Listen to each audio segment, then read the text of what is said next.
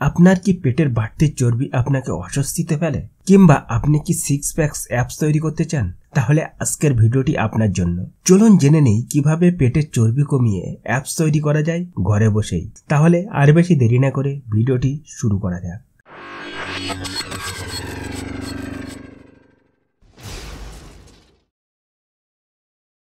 আমাদের লাইফস্টাইলে যেমন অনিয়মিত খাদ্যাভ্যাস, পরিশ্রমের অভাব ও অতিরিক্ত স্ট্রেস, এগুলোই মূলত পেটের চর্বি জমার প্রধান কারণ।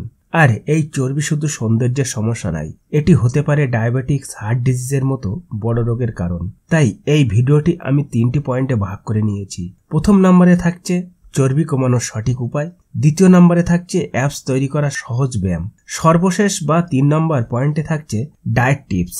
এখন আমরা দেখব 1 নম্বর পয়েন্ট, চর্বি কমানোর সঠিক উপায়। পেটের চর্বি কমাতে হলে দরকার নিয়মিত ব্যায়াম ও স্বাস্থ্যকর খাদ্যাভ্যাস। প্রতিদিন অন্তত 30 মিনিট হাঁটাহাঁটি বা জগিং করুন, পর্যাপ্ত জলপান করুন, খাবারের তালিকায় রাখুন বেশি প্রোটিন, কম কার্বোহাইড্রেট, এড়িয়ে চলুন চিনি ও ফাস্টফুড। এছাড়াও ঘুম কম হলে ও স্ট্রেস বেশি থাকলে চর্বি কমবে না, তাই মানসিক শান্তিও দরকার।